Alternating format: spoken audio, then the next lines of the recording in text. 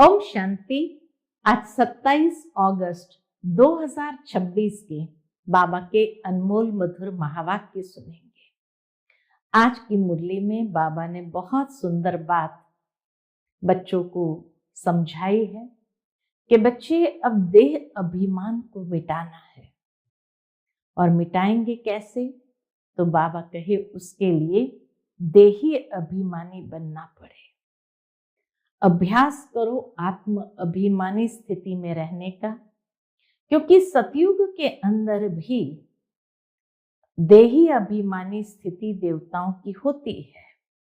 ज्ञान नहीं है, इसीलिए देह भान जरूर रहता है कि हम शरीरधारी है, परंतु देह अभिमान नहीं रहता है।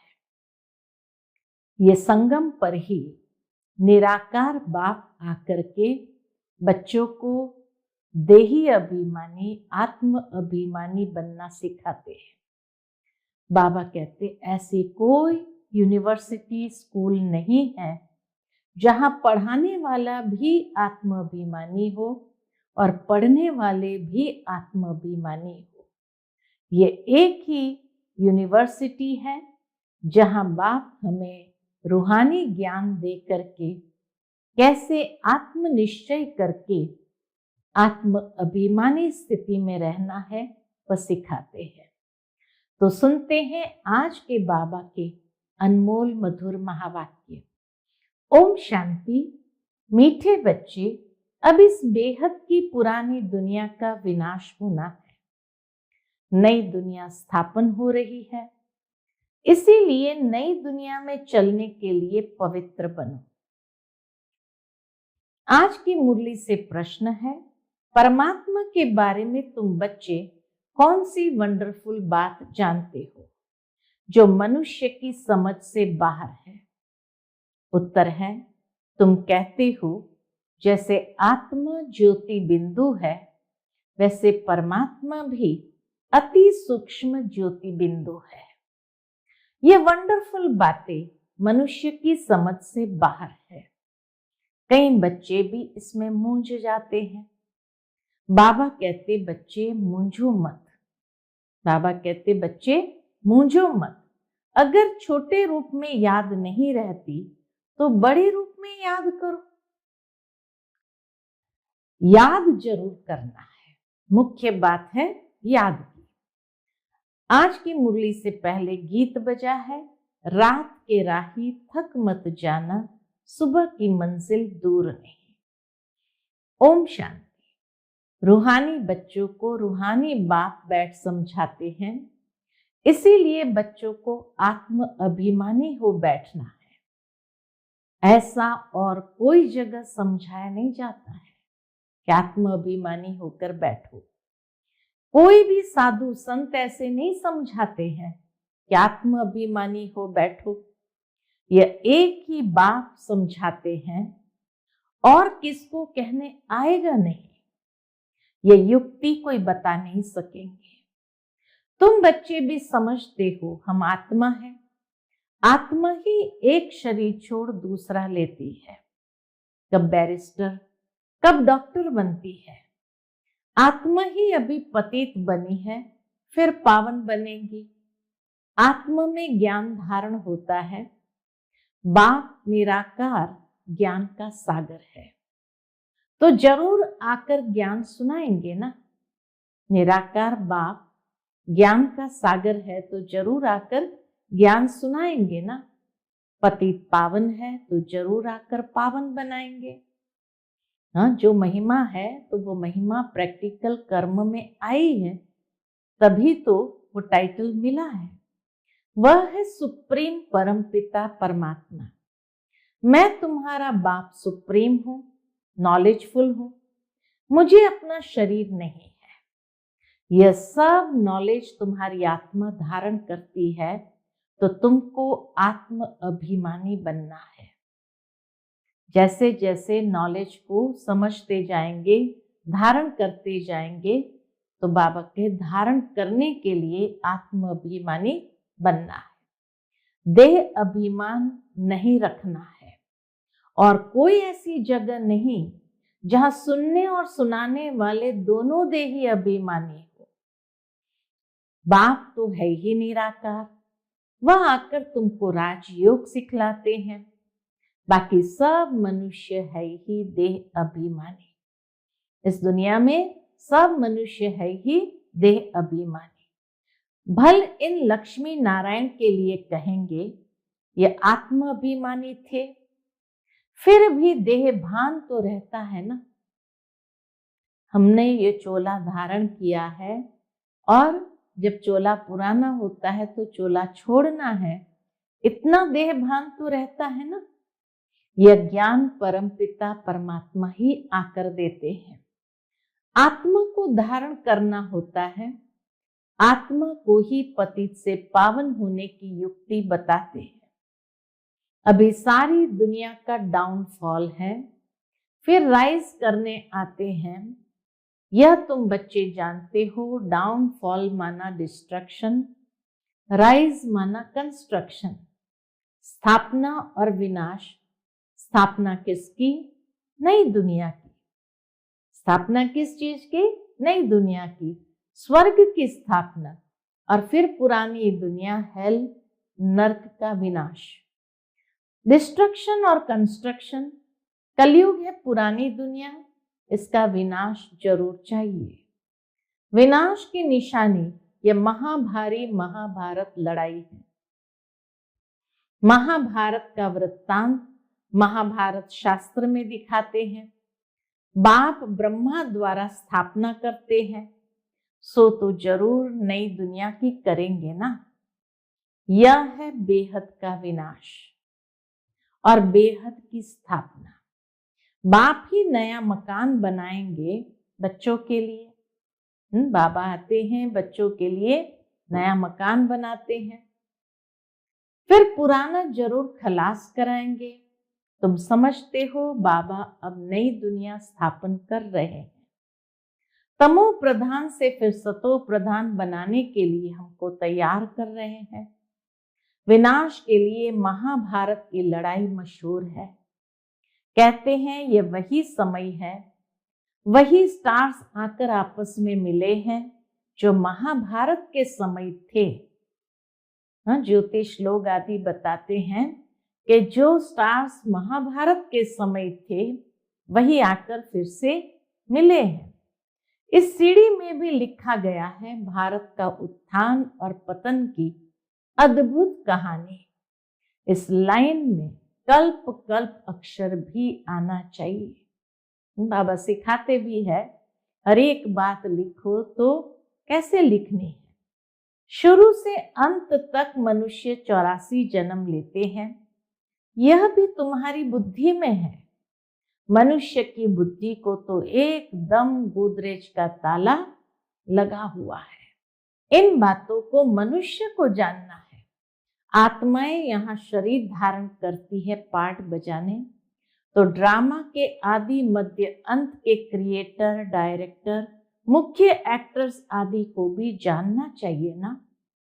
अभी तुमको ड्रामा के आदि मध्य अंत, हु इज हु, बाबा कहते अभी तुमको ड्रामा के आदि मध्य अंत, हु इज हु, सारे ड्रामा का पता पड़ गया है।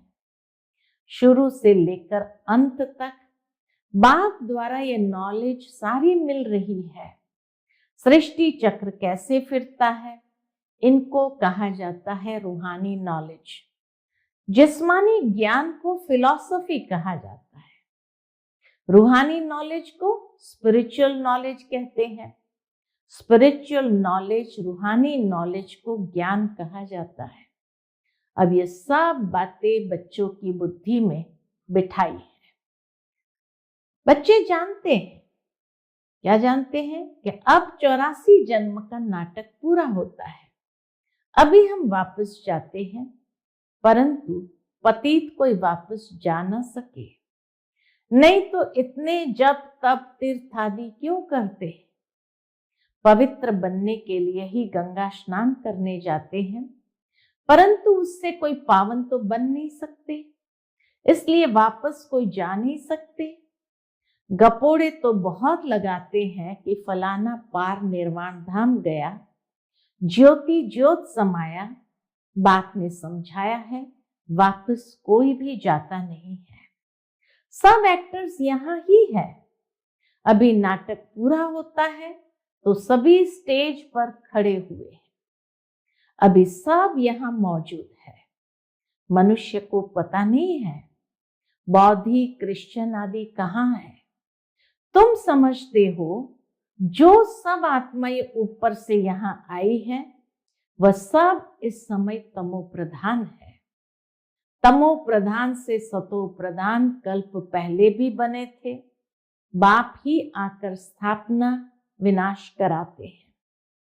कहते भी है ये ज्ञान राजाओं का राजा बनाने वाला है। ये ज्ञान कैसा है? राजाओं का राजा बनाने वाला है। ये बेहद के बाप ने कहा है कि मैं तुमको राजाओं का राजा बनाता हूं। श्री कृष्ण तो स्थापना नहीं कराते हैं, क्रिएटर बाप है। श्री कृष्ण तो स्थापना नहीं कराते, उसका पाठ स्थापना का है ही नहीं। श्री कृष्ण कहो वही विष्णु है, तो विष्णु का पाठ तो पालना का है।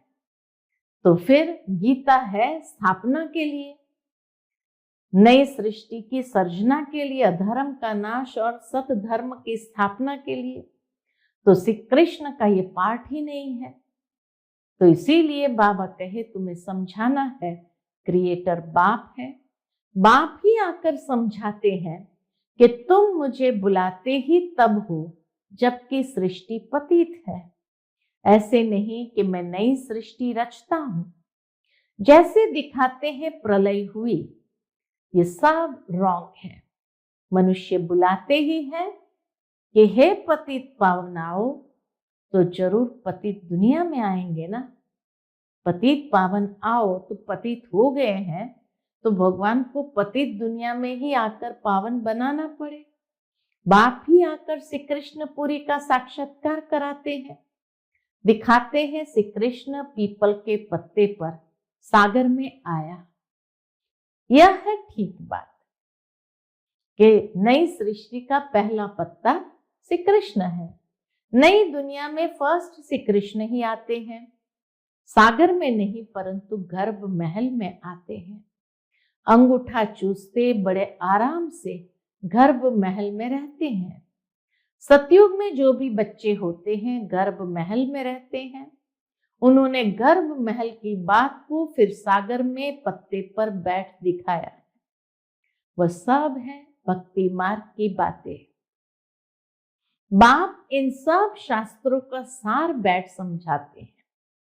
यहाँ गर्भ जेल में रहते हैं तब कहते हैं हमको बाहर निकालो, फिर हम पाप नहीं करेंगे, अंजाम करते हैं। परंतु रावण की दुनिया में पाप तो होते ही है, फिर भी पाप करने लग पड़ते हैं। तुम आधा कल्प जेल बर्ड्स बन जाते हो। चोर लोगों को जेल बर्ड्स कहते हैं। चोरी करते हैं, फिर पकड़े जाते हैं, फिर निकलते हैं, फिर चोरी करते, फिर पकड़े जाते, तो जेल बर्ड्स कहते हैं। बाहर निकलते रहते हैं, फिर भी चोरी करते रहते हैं और जेल में जाना पड़ता है, इसीलिए जेल बर्ड्स कहते हैं। बाप ने समझाया है यह है रावण राज्य। वहां तो यह बातें होती ही नहीं, वह है ही राम राज्य।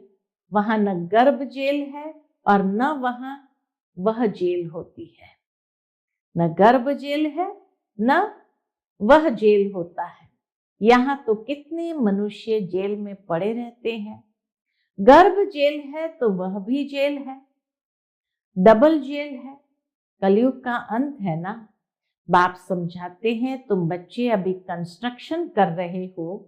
राइज और फॉल हर कल्प होता ही रहता है। राइज और फॉल दुनिया का होता है, उसमें मुख्य पार्ट है भारत का।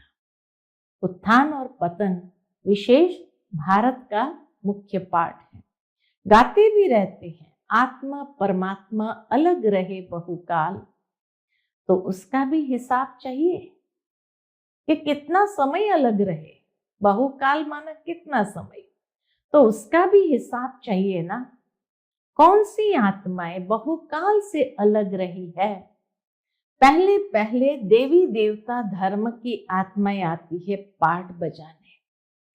अभी वह देवता है नहीं जो राज्य करके जाते हैं। उन्हों के चित्र निशानियां रहती है। राजाई तो खत्म हो गई, हेवन खलास हो जाता है, तो फिर हेल होता है। फिर हेल खत्म हो तो हेवन बनता है। तो नई दुनिया का कंस्ट्रक्शन होता है और हेल का डिस्ट्रक्शन होता है। कंस्ट्रक्शन के लिए बच्चे चाहिए ना, रहने वाले भी तुम हो। पहले तो तुमको दैवी गुण वाला देवता बनना पड़े। यह भी गायन है, मनुष्य से देवता किए करत न लागी वार। फिर मूत पलिति मनुष्य है ना। भगवान उवाच, गृहस्थ व्यवहार में रहते कमल फूल समान बनना है। ये इस मृत्यु लोक का है ही अंतिम जन्म। इसमें पवित्र बनना है। ये अच्छी रीति समझाना चाहिए। हम ये मृत्यु लोक का अंतिम जन्म पवित्र रहते हैं। बाप कहते हैं, इन विकारों पर जीत पाने से तुम विश्व के मालिक बनेंगे।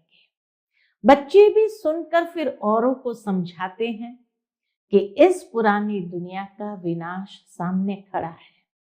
यह वही महाभारत की लड़ाई है। काम महाशत्रु है, इसलिए प्रतिज्ञा करो। अभी तुम समझते हो हम पवित्र बनते हैं। इस पुरानी दुनिया का विनाश जरूर होना है। उनके पहले पवित्र जरूर बनना है। विनाश होता है फिर तो बात मत पूछो, हाहाकार हो जाता है। बहुत कड़ा मौत है। बाबा अंतिम समय का वर्णन कर रहे हैं ताकि हम बच्चों को मानसिक रूप से पहले से तैयारी करा रहे हैं कि विनाश होता है फिर तो बात मत पूछो, हाहाकार हो जाता है। बहुत कड़ा मौत है, तुम देख भी नहीं सकेंगे। कोई का ऑपरेशन होता है तो कमजोर लोग ठहरते नहीं है, गिर पड़ते हैं। इसलिए डॉक्टर लोग फैमिलीज को तो अलाउ नहीं करते। यह तो कितना भारी ऑपरेशन है, सारी दुनिया का कितना भारी ऑपरेशन है। तो बाबा कहिए तो कितना भारी ऑपरेशन होगा। एक दो को मारते रहेंगे। यह है डर्टी दुनिया, कांटों का जंगल, एकदम मैली दुनिया है, कांटों का जंगल। सतयुग को कहा जाता है गार्डन ऑफ फ्लावर्स, फूलों का बगीचा। देवताएं चैतन्य फूल है ना। मनुष्य तो समझते हैं बहिश्त में कोई फूलों का बगीचा होता है। जो सुनते हैं सो कह देते हैं। गार्डन ऑफ अल्लाह कहते हैं ना, फिर ध्यान में भी गार्डन देखेंगे। अल्लाह ने हाथ में फूल दिया, बुद्धि में ही खुदाई बगीचा है। भक्ति मार्ग में साक्षात्कार करने के लिए भक्ति करते हैं। साक्षात्कार हुआ तो कहेंगे सर्वव्यापी है ना। जो पास्ट हुआ सो फिर होगा। बच्चे जिस पोशाक में जैसे आए हैं ऐसी पोशाक में फिर कल्प बाद आएंगे। ड्रामा को कोई अच्छी रीति समझते हैं। बाबा के पास कोई आते हैं तो बाबा पूछते हैं, क्या पूछते हैं? आगे कब आए हो? कहते हैं हाँ बाबा, आपसे कल्प पहले मिले थे। क्या कहते बच्चे? हाँ बाबा, आपसे कल्प आगे भी मिले थे, आपसे वर्षा लेने आए थे। बाप पूछते हैं क्या मर्तबा पाया था? बाबा मम्मा कहते हैं तो जरूर उन्हों के घराने में आएंगे। बाबा कहते हैं ऐसा पुरुषार्थ करो जो उच्च पद पाओ। ये सब बातें तुम्हारी बुद्धि में है। बरोबर लड़ाई भी है, नरक विनाश तो होना ही है। तुम्हारे पास चित्र बड़े फर्स्ट क्लास है। ये श्री कृष्ण के 2 गोले वाला चित्र भी छपाना चाहिए। नरक के गोले को लात मार रहा है और हाथ में स्वर्ग का गोला है, तो बाबा कहे 2 गोले वाला चित्र भी छपाना चाहिए। इसमें बड़ा क्लियर है क्या क्लियर दिखाया है? स्वर्ग के द्वार खुलते हैं तो नर्क तरफ लात है। तुम्हारा भी मुंह है स्वर्ग तरफ। ये तो बिल्कुल एक्यूरेट बात है।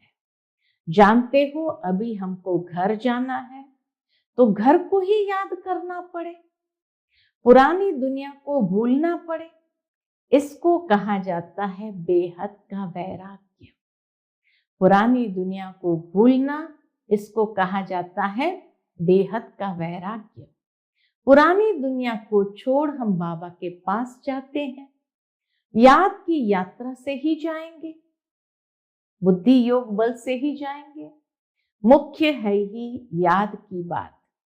याद तो सब करते हैं ना, अभी बाप यथार्थ बात आकर समझाते हैं कि मुझे याद करो।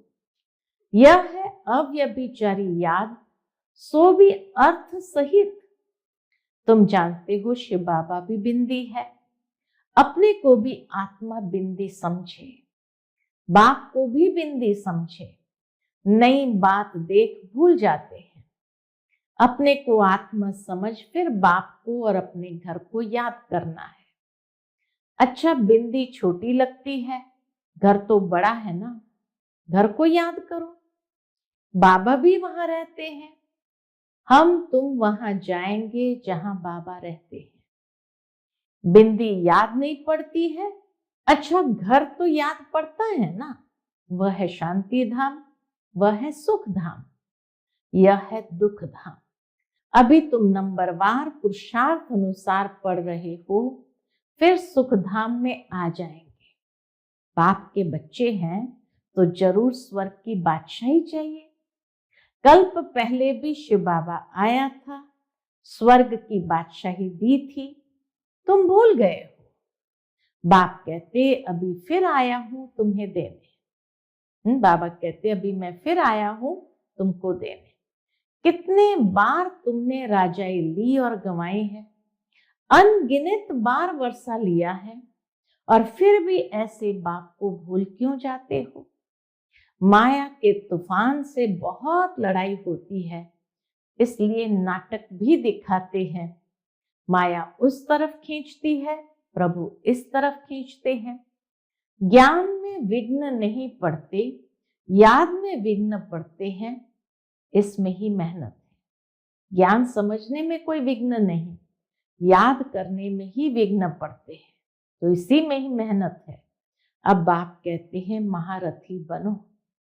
इस पुरानी दुनिया को तो आग लगनी है, इस यज्ञ में सारी पुरानी दुनिया स्वाहा होनी है।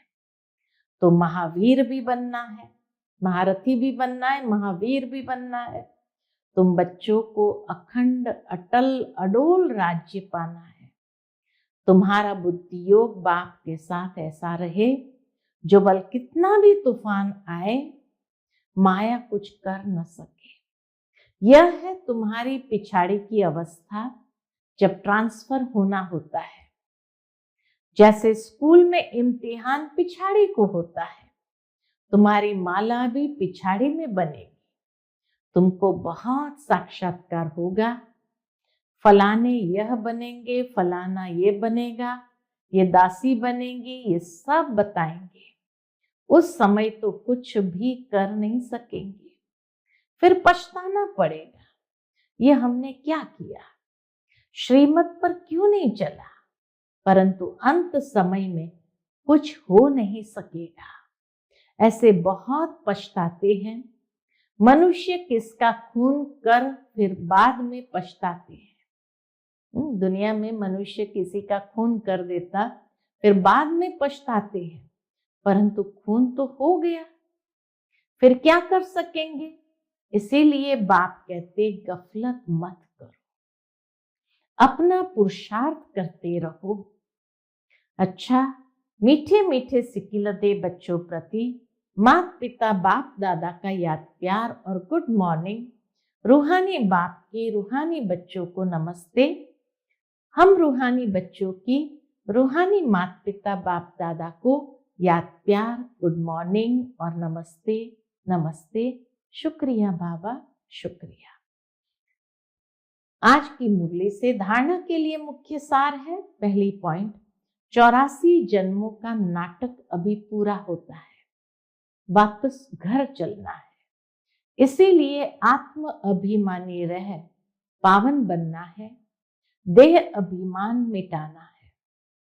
दूसरी पॉइंट, अर्थ सहित अपने को आत्म बिंदु समझ बिंदु बाप की अव्यभिचारी याद में रहना है। महावीर बन अपनी अवस्था अडोल अचल बनानी है।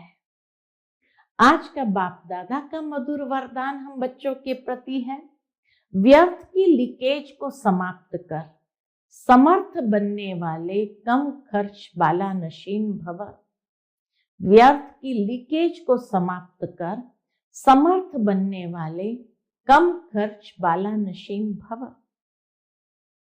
संगम युग पर बाप दादा द्वारा जो भी खजाने मिले हैं, उन सर्व खजानों को व्यर्थ जाने से बचाओ तो कम खर्च बाला नशीन बन जाएंगे।